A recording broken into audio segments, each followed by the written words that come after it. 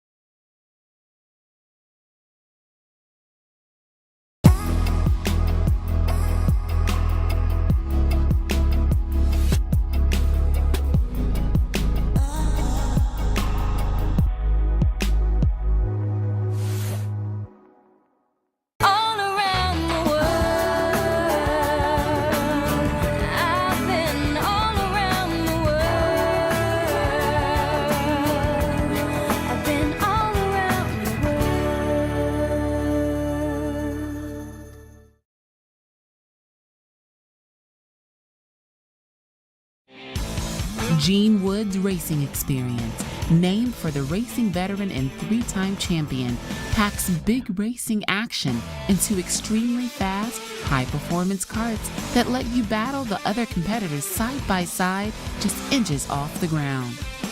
Though the Las Vegas Strip provides a glittering backdrop, to the drivers at Gene Wood's racing experience, the blinking lights are all a blur. Behind the wheel of the high-performance karts, you'll zip around the half-mile track at speeds faster than other standard racing karts' top speeds. Drivers learn to commandeer the speedy karts through an instructional video before they are let loose onto the curving track for 10 heart-pounding laps. We are located at 121 East Sunset Boulevard in Las Vegas, Nevada. You know what? It's time to go racing. Let's get her done!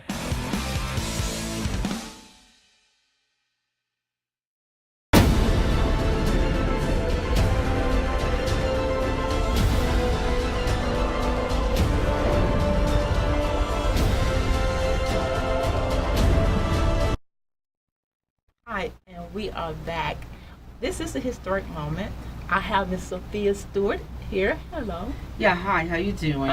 Good. It's so good to have you in the studio, and just so wonderful to have you and to let everyone know. I'm sure everyone do know of the movies that you had created and you own, which is The Matrix and The Terminator.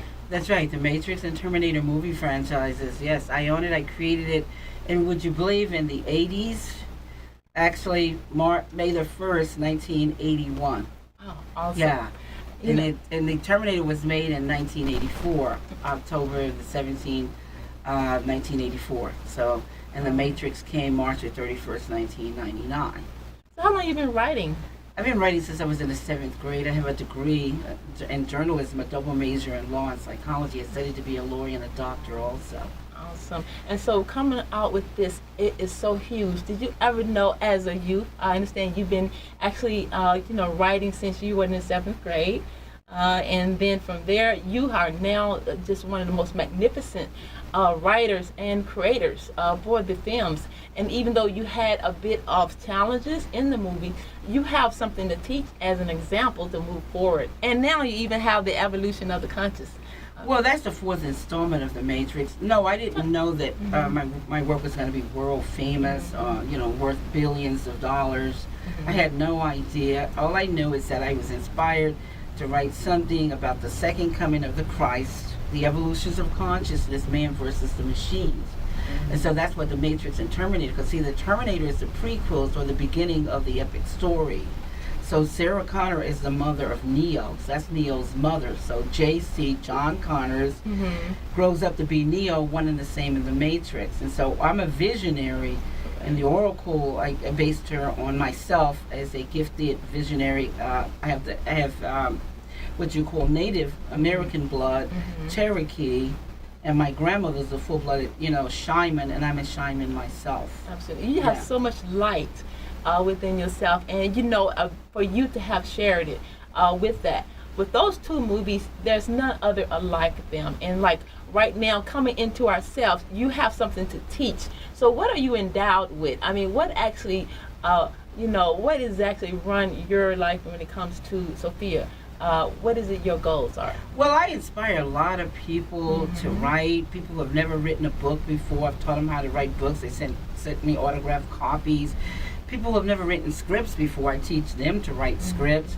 And my goal is to bring quality, metaphysical quality movies to the screen, and for the studios to stop stealing people's copyrighted work, so we can have great diversity in the movies. We have great movies when you option to buy different people's stories, because different things happen to different people, and some of the stories can be phenomenal movies. But if you go and you steal, and you find a Picasso and you put your name on a Picasso, you can't paint a Picasso. Everybody knows that you lied. And that's what happens when people steal. There is no more creativity. When stealing, it atrophies creativity. Right. And so that is exactly what had happened. And as much as people had enjoyed the show, that was actually the story behind it, is that you wrote it and the big studios produced it. And how did you connect to say, oh, that's mine? That's Oh, my well, I script. saw my work on the screen because all they did was adapt my script and book to the screen, which is nothing unusual because It happens if you quite a see bit. Is that right? J.R. Tolkien's work, Lord of the Rings, Peter Jackson didn't do Lord of the Ring. He didn't write it. He adapted J.R. Tolkien's book to the screen, but the only difference is he bought the book. You know, the Harry Potter movie, the Harry Potter book. Right. John Grisham, the writer of The Firm and the Pelican Brief, they adapted the book to the screen. Cloud Atlas, the book by David Mitchell. V for Vendetta, the book by, Alan Moore, the English writer. You know what I'm talking about? Or Speed Racer is a Japanese guy, I think he's Asian, and his work from the 60s. Absolutely. So these Wachowskis and Gail Earhart and James Cameron are just big liars and thieves because, hey, it's easy to go get a book and adapt it or a script, a shooting script to the screen. So Warner Brothers offered me $30 million. You see the Matrix 4 book, Matrix 4 movie coming out. The book has been out and feeding the 3 to 4 billion Matrix and Terminator fans around the world. The book has been out since 2010, and it makes 2 and 3 a dream, so Neo and Trinity and Morpheus never died. With Matrix 4, the saga continues. Absolutely. More Matrix. Absolutely. More Matrix. And with that concept, I mean, it's genius. Man and machine, and the machine feels, we have to really go down the timeline to get to the evolution. Help us out with the timeline so we can go get the book and that's go support the Well, movie. it's time traveling. And what I'm doing is talking about the Terminator machines in the future. They hear the Oracle's prophecy that a baby is going to be born, and that's, of course, it's Neo, and Neo was going to take them out in the future. So the Terminator has to time travel to the past because they know Sarah Connor is that lady that's going to have that baby that's going to destroy them. So they time travel to the past to kill Sarah Connor. So they know her name, and he lands naked without shame. Is he coming through a burning portal, land naked without shame? Then he goes put some clothes on when somebody tells him he's naked because he's a machine. Right. And he's hell-bent on killing her. But Kyle Reese also knows that they're going to try to kill Sarah Connor, and he times travel also. But what happens is when he gets to the past, he falls in love with Sarah Connor, gets her pregnant, and he has to go back to the future where he come from. He can't stay in the past. The Immaculate Conception, because now she's pregnant. And when you see the first 3 Terminators, that's telling that story. But the third one goes right on into the Matrix. Matrix is a Latin word for the woman's womb, because the difference between a man and a woman is this Stargate, this portal that we have when we have babies. Right. They come into this dimension. And so the word Matrix is a 7,000-year-old word meaning the woman's womb, and it's mentioned 5 times in Scripture, 3 times in Exodus, 2 times in Numbers. Anybody who wants to, they can Google it. Because if you pull up Exodus 34th chapter, 19th verse, God says, he who opens up the matrix will come out of the woman's womb are his children born 3D, 3-dimensional.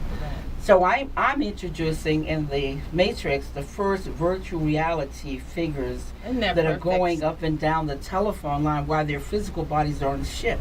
Sophia, awesome. So now so for the evolution, do you have the book? And, the book is out in ebook. It can be on my website, truthaboutmatrix.com, or matrixterminator.com, or my links, my websites. Correct. Or it can be found on other portals like, platforms, like Amazon.com or Barnes & Noble's, Walmart, On Demand, Awesome. And we have a clip we want to show everyone of that, and it's just lined up to show how you can get the evolution of the conscious, the book, and soon the movie. We want to go to that, and then we'll be right back with Miss Sophia Stewart, the mother of the Terminator and the Matrix, here at the studio on Let's Talk About It, Las Vegas Hot Television.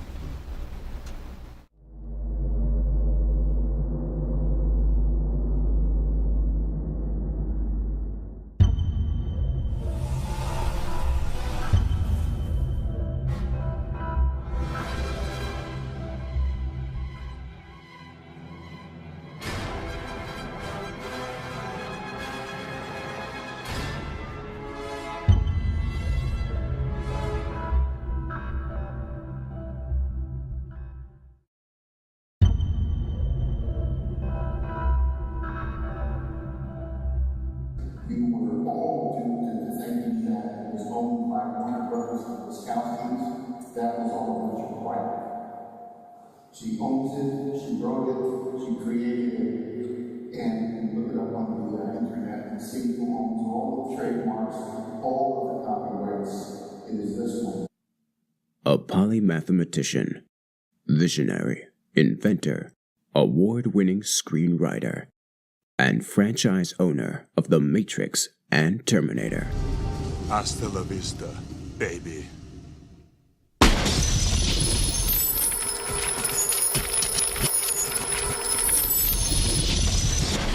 Sophia Stewart shares the fourth installment in her consecutive publishings on The Matrix. Matrix 4: Evolution of Conscious. Neo and Trinity awaken from a dream state, only to realize they are both still alive. Neo is immediately summoned by the Oracle to be told that he must experience an evolutionary transformation when he re-enters the Matrix. Now available for purchase at Amazon, Walmart, Barnes & Noble, Nook Press, Medu Bookstore, Atlanta, Georgia.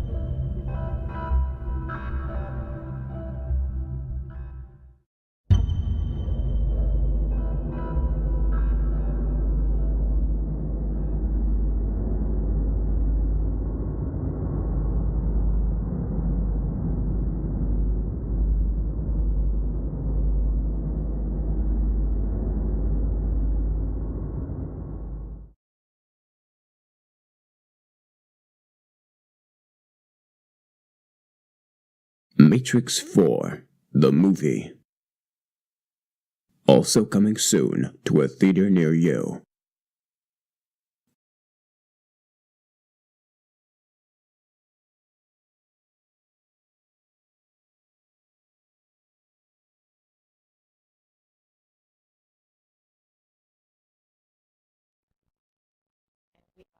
Here with Ms. Sophia Stewart, the owner, creator, writer, composer of The Matrix. And now the bidding war is on. We have the book, and the bidding war is on. And you have to tell us how spectacular and where are we at with them right now? Well, I want to say, it's not Ms. Sophia, it's Sophia Stewart, because I've been married before, so I'm divorced. No, because a lot of people, they always using the word Miss, and I like, hey, Sophia Stewart is fine. What I want to say is a bidding war going on for Matrix 4, because this is the fourth installment of The Matrix.